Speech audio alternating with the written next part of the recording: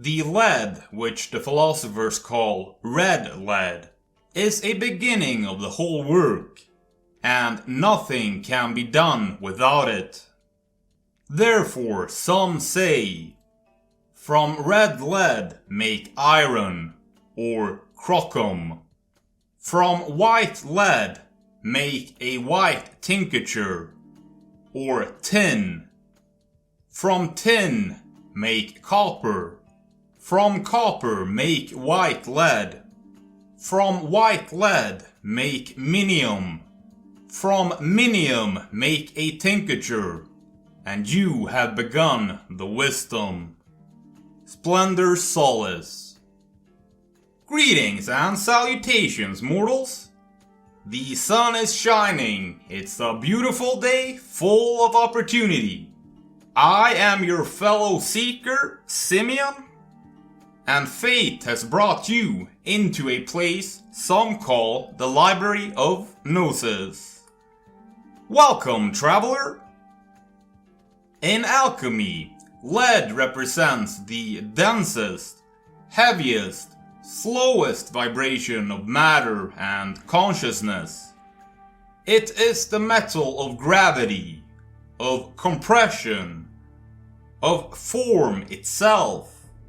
It embodies limitation, time, and mortality, and is ruled by Saturn, the cosmic taskmaster.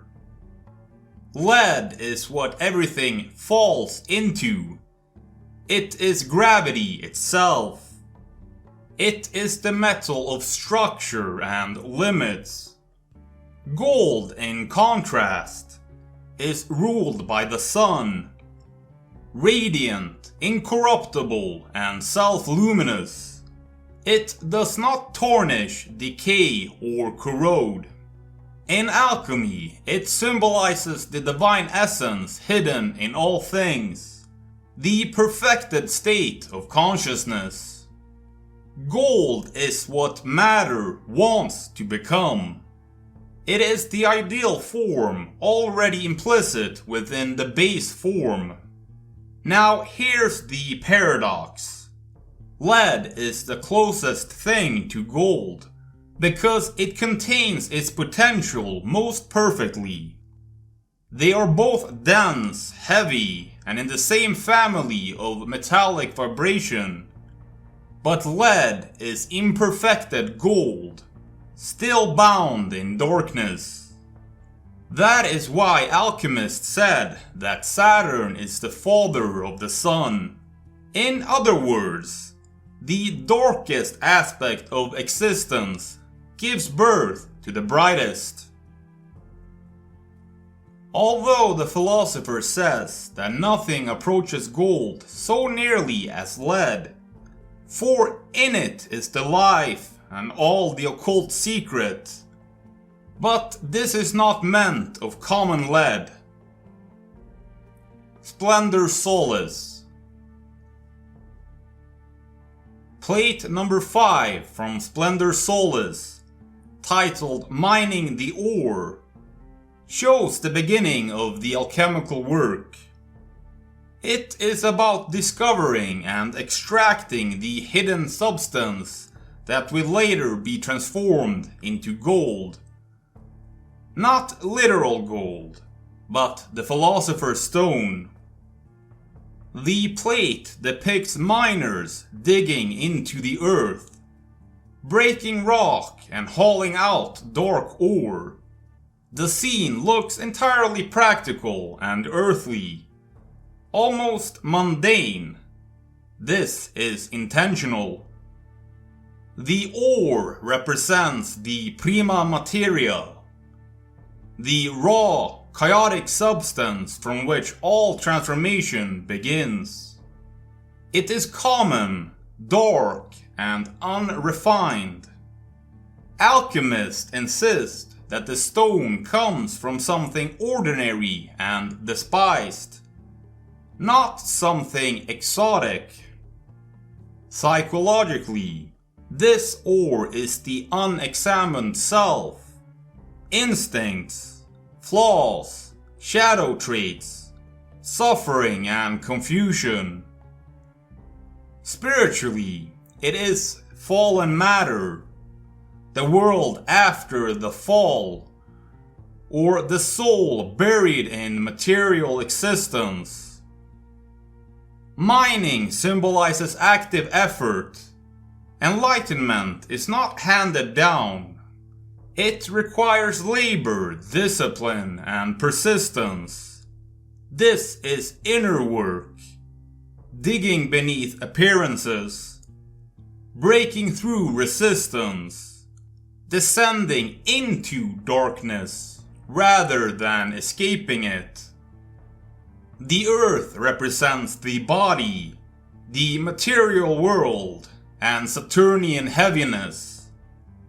This plate belongs strongly to the Saturn stage of the work. Truth is hidden in matter itself. The divine is buried, not distant. This directly opposes purely skyward spirituality. The work begins below, not above. The blackness of the ore foreshadows Nigredo, the black stage. But plate 5 is still before dissolution. It is the recognition and extraction of the problem, not yet its transformation. You must first possess the raw material before you can purify it. For unaided, nature does not produce things whereby imperfect metals can, in a moment, be made perfect. But by the secrets of our art, this can be done. Splendor Solis. The boundary, Saturn, generates illumination, Sol. In Hermetic philosophy, lead has a kind of magnetic pull. Everything falls towards Saturn.